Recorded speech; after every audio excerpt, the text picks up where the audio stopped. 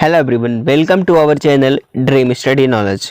आज इस वीडियो में बात करेंगे कि आप सभी के लिए नॉर्मलाइजेशन का जो क्राइटेरिया है आप सभी के लिए कितना बेनिफिशियरी होने वाला है। तो प्लीज़ वीडियो को एंड तक देखिएगा। सभी लोग फटाफट से अभी तक सब्सक्राइब नहीं किया है या फिर लाइक नहीं किया है तो प्लीज़ कर दीजिए, क्योंकि आने वाली सारी इन्फॉर्मेटिव वीडियो आप सब तक मिलती रहेगी।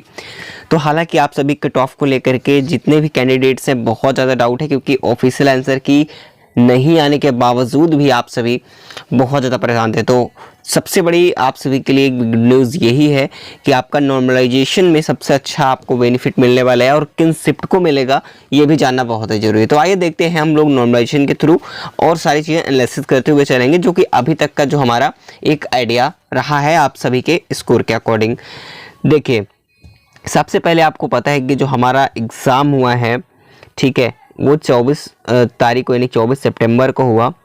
और जस्ट इसके बाद अगर बात की जाए कि हमारे कितने शिफ्ट में हुआ है, तो आपको पता है कि यहाँ पर जो हमारी शिफ्ट्स हुई हैं यानी कि फर्स्ट शिफ्ट, ठीक है, first shift and second shift, 2 shift में हुई है। और ये भी आपको सभी को पता है कि जहाँ पर एक से अधिक शिफ्टों में कभी भी एग्ज़ाम कंडक्ट कराया जाता है तो वहाँ पर आपका नॉर्मलाइजेशन बिल्कुल श्योर होता है और बनता भी है। ठीक है, इतनी बातें आपको क्लियर होनी चाहिए। तो अब बात आती है कि कौन सी शिफ्ट जो रही है वो जो है कठिन रही है यानी कि टफ रही है। ये चीज़ें जानना बहुत ही ज़रूरी होता है, और उसी के अकॉर्डिंग आपका नॉर्मलाइजेशन मार्क्स मिलेंगे। यानी कि काफ़ी लोगों के मार्क्स, मान लीजिए किसी के मार्क्स बहुत कम है, ठीक है, किसी की स्कोर जो है वो कम है, तो किनको ये 3 से 4 नंबर मिलेंगे, किन शिफ्ट पर को मिलने वाले हैं, ताकि उन लोगों का अगर सिलेक्शन 102 नंबर से रुक रहा होगा तो नॉर्मलाइजेशन स्कोर से वो क्या करेंगे, उनका सिलेक्शन हो जाएगा। अब काफ़ी लोग बात है 3 से 4 नंबर मिलेंगे या नहीं मिलेंगे। सबसे बड़ी बात यह है कि 3-4 नंबर मिलना सही होगा या फिर मिलेंगे भी नहीं मिलेंगे भी। काफ़ी लोग यहाँ पर यूट्यूब चैनल देखोगे तो कई जगहों पर बता रहे हैं ऐसा ही कि 3 से 4 नंबर मिलेंगे, लेकिन ऑथेंटिक क्या है, क्या नॉर्मलाइजेशन में कितने नंबर मिल सकते हैं, क्योंकि 2 शिफ्ट में ही हुआ है तो उसको चल के देखते हैं। हालांकि पेपर के हिसाब टफ था तो उस हिसाब से नॉर्मलाइजेशन तो अच्छा खासा होने वाला है। ठीक है, तो चलिए मैं देखता हूँ यहाँ पर। देखिए, सबसे पहले अगर हम यहाँ पर बात करें कि कौन सी शिफ्ट कैसी रही है, तो सबसे पहले आपको पता है कि फर्स्ट शिफ्ट की अगर हम बात करें, ठीक है, फर्स्ट शिफ्ट की एंड सेकंड शिफ्ट की, ठीक है, सेकंड शिफ्ट की बात करते हैं। तो सेकंड शिफ्ट में क्या हुआ है मैं आपको बता दूं, काफ़ी लोग ये भी वोट्स कर रहे हैं। मैंने देखिए वोट्स कराए हैं, करीब 2500 स्टूडेंट्स ने ये चीज़ें बताई हैं अभी फ़िलहाल के प्रेजेंट टाइम में हिसाब से। उन्होंने ये कहा कि फर्स्ट शिफ्ट टफ थी, कोई कह रहा है सेकंड शिफ्ट टफ थी। तो मैं आपको एक आइडिया बता देता हूँ। देखिए, अगर आपको लगता है कि देखिए जिन्होंने जिस शिफ्ट में एग्जाम दिया वो तो वो कहेंगे कि हमारी शिफ्ट हार्ड रही है ताकि उनको बेनिफिट मिल जाए, लेकिन देखिए हम आपके बताने से कुछ नहीं होगा। जब नॉर्मलाइजेशन करेगा, ठीक है, विभाग जब करता है वहाँ पर जो नॉर्मलाइजेशन होता है वो अपने अकॉर्डिंग करेगा। देखिए, फर्स्ट शिफ्ट जहाँ तक आप लोगों के अकॉर्डिंग सबसे 63% वोट्स रहे हैं, वो सेकंड शिफ्ट जो है थोड़ा सा हार्ड रही है। ठीक है, सेकंड शिफ्ट हार्ड रही है, और ये जो रहा है ईजी टू मॉडरेट देखने को मिले हैं, ईजी टू मॉडरेट, ठीक है, फर्स्ट शिफ्ट में। बाकी जो हार्ड शिफ्ट थी सेकंड शिफ्ट को ज़्यादा प्रेफरेंस दिया जा रहा है, ठीक है, कि हार्ड शिफ्ट सेकंड वाली थी। लेकिन इसमें जो क्वेश्चन का क्राइटेरिया का देखोगे तो उसका जो पैराग्राफ था, ठीक है, उसको पढ़ने में ही सारी चीज़ें बहुत समय लगता था, और काफ़ी चीज़ें इतनी बड़ी बड़ी जो है पैराग्राफ्स थे कि उसमें काफ़ी टाइम स्पेंड हो रहा था। तो हर एक तरीके से घुमावदार भी था। तो हार्ड जो सेकंड शिफ्ट को अभी तक माना जा रहा है। ठीक है, तो फिलहाल मैं आपको बता दूं नॉर्मलाइजेशन कैसे काम करेगा। ये सारी चीज़ों को आपको लोगों को जानना भी बहुत ज़रूरी है कि नॉर्मलाइजेशन काम कैसे करेगा, ठीक है ना। देखिए, मैंने अभी तक आप सभी को जो भी चीज़ें बताई है वो एक्यूरेट जो है आंसर दिया आप सभी को। जो चीज़ें सच हो सकती हैं वही मैं अपने अकॉर्डिंग आपको बताता हूँ, ठीक है।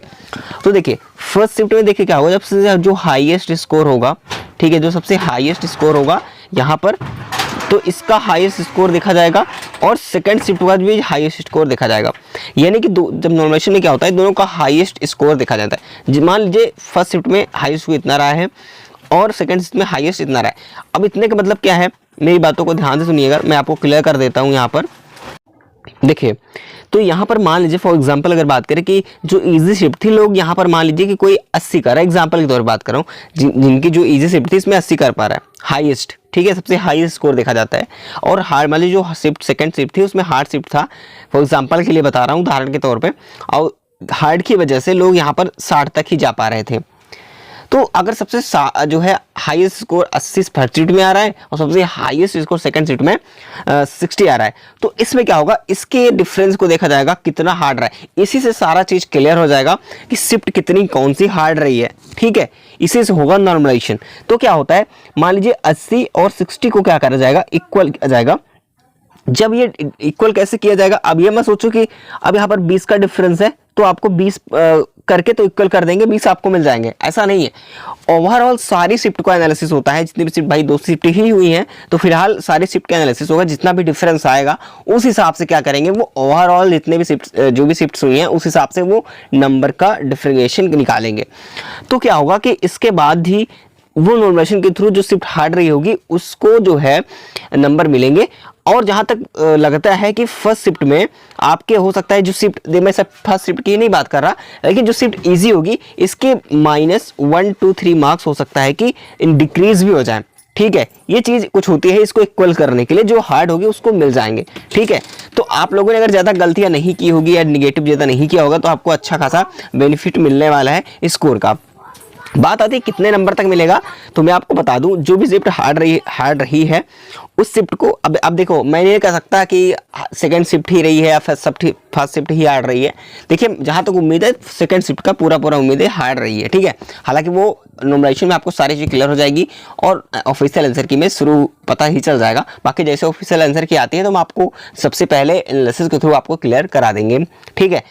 फिलहाल ऐसे बताना सही नहीं होगा, बट चलिए कोई बात नहीं। मैं आपको, देखिए यहाँ पर अब बात आती है कि स्कोर कितने मिलने वाले हैं, तो कम से कम आपके 2 से 3 मार्क्स की एक रेशियो है कि 2 से 3 मार्क्स तक आपको मिलेंगे। लेकिन ऐसा नहीं है कि आपको इतना ज़्यादा हो सकता है कि मे बी किसी को 4 मार्क्स तक मिल जाए, लेकिन 2 से 3 बिल्कुल जो है तैयार है आप सभी के लिए मिलने के लिए। अब ये जरूरी नहीं कि आप सभी को ही मिलेंगे, अगर सेकंड शिफ्ट वालों को मिलेंगे तो करीब 1-2 नंबर तक, 3 नंबर तक भी आ सकते हैं आप सभी के मार्क्स। जिससे क्या होगा, मान लीजिए एग्जांपल के तौर पे यहाँ फायदा क्या मिलने वाला है, मान लीजिए कि अगर जो कट ऑफ रहती है, अगर कट ऑफ मान लीजिए कि अगर 55 कट ऑफ जाती है, एग्जाम्पल के तौर पर बात कर रहा हूँ, अगर 55 कट ऑफ जाती है, ठीक है, सिलेक्शन वाली कट ऑफ 55 जाती है, लेकिन किसी का स्कोर क्या रहा है, मान लीजिए किसी का स्कोर 54 ही है, अब कट ऑफ कितनी गई, 55 गई, तो हुआ क्या कि यहाँ से 1 नंबर से बेचारा सिलेक्शन नहीं ले पाया, सिलेक्शन नहीं हुआ।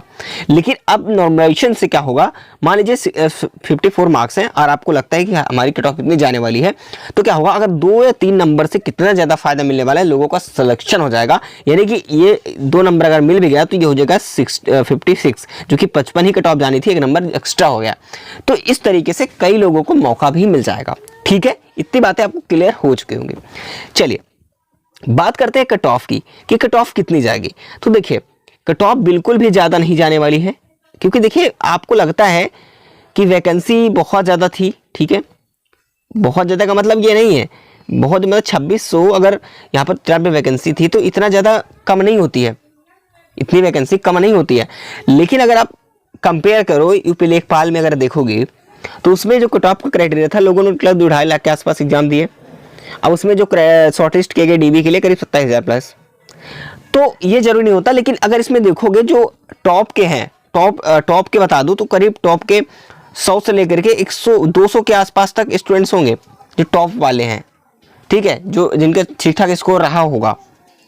लेकिन जो कंपटीशन उतना भी ज़्यादा नहीं है कि जो आप लोग सोच रहे हो कि 35,000 स्टूडेंट्स हैं, ठीक है, एग्जाम देने वाले, तो जरूरी नहीं कि इतने सारे स्टूडेंट्स ही अच्छे खासे रहे होंगे, सारे मजबूत तरीके से प्रिपरेशन कर रहे होंगे, ऐसा नहीं है। आप लोगों को पता होगा, अगर आप यूपीएससी के देखो तो वहाँ पर कंपटीशन आ जाता है, क्योंकि लोग वहाँ पर 200-250 सीटों के लिए एक सीट, मतलब 200 से 250 ही सीटें होती हैं, और उससे 195 कभी सीटें आती हैं, ठीक है, 150 ही सीटें आ जाती हैं। तो उस हिसाब से लोगों वहाँ पर कितना कंपटीशन होता है, वहाँ पर एक कंपटीशन बनता है। लेकिन यहाँ पर कुछ भी नहीं है अगर आप देखा जाए तो, ठीक है। तो घबराइए नहीं, ज़्यादा कट ऑफ नहीं जाएगी। जो लोग बता रहे हैं कि बहुत ज़्यादा कट ऑफ हाई जाएगी, तो ऐसा नहीं है।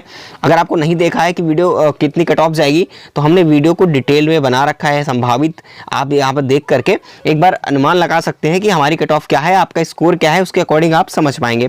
बाकी साथियों आप लोग नोटिफिकेशन होने दीजिए, सारी चीज़ क्लियर हो जाएंगी। बाकी जैसे ऑफिशियल आंसर की आती है हमारे चैनल के माध्यम से, आप तक सब्सक्राइब किया होगा तो अब तक सबसे पहले जानकारी जरूर मिलेगी। बस फटाफट से आप सभी लोग प्लीज़ वीडियो को लाइक कर दीजिएगा, ताकि हमें भी मोटिवेशन मिलता रहे। और चलिए मिलेंगे नेक्स्ट इन्फॉर्मेशन में, तब तक के लिए जय हिंद, जय भारत।